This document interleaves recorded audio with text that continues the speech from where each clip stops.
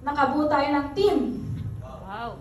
That's only my team in Aurora, Maria Aurora. Wow. My team is worldwide. Meron tayong mga abroad, no?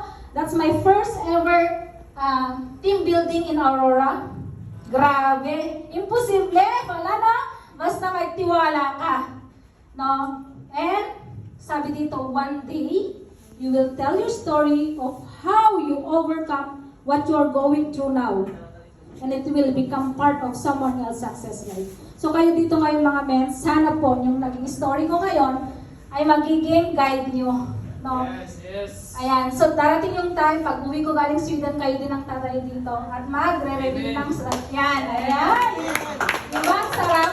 And, ayan, sabi dito, nothing happens until you decide, make a decision and watch your life move forward. So, ang ginawa lang naman yung mentor yung Madonna na to is I just follow the formula.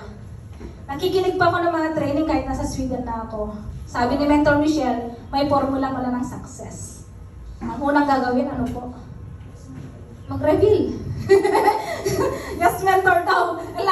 Di ba sinasabi mo na mga mentor natin, mag-reveal ka na ng first car mo. Sundan mo yung formula. Hindi ka kasi galing maging successful kung wala kang formula.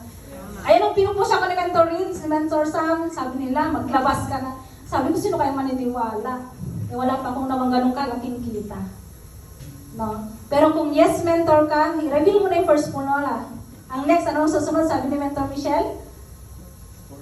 Ayun, sports car agad, supercar, no? Paano ka makapupunta sa sports car and supercar kung wala ka pang first car? Ayun. Kaya mga mens, maglabas ka na din. Ito, naka-inspire yung speaker natin, 22, no? 10 years gap, kaya yan. Alam niyo ba, minsan napapayak ako kung nagtatrabaho ako sa Sweden. Pag nanonood ako ng training, yung mga nagre-reveal dito ng income mo, 6 digit, may mga car na 18 years. Ako doon sa Sweden, magta-10 years na ako kahit isa pang gulong, wala.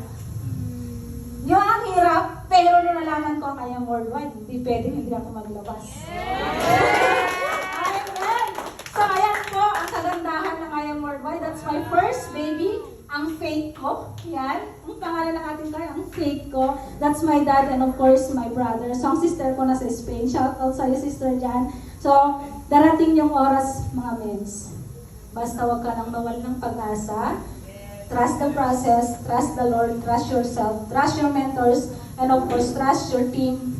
Darating yung time, no, magiging success kayo. Ayan lang sa aking mga mentors, and I am Madonna Andres, a proud agent of hope, a dream team worldwide, Dream Team 001, and I am worldwide. Thank you so much po.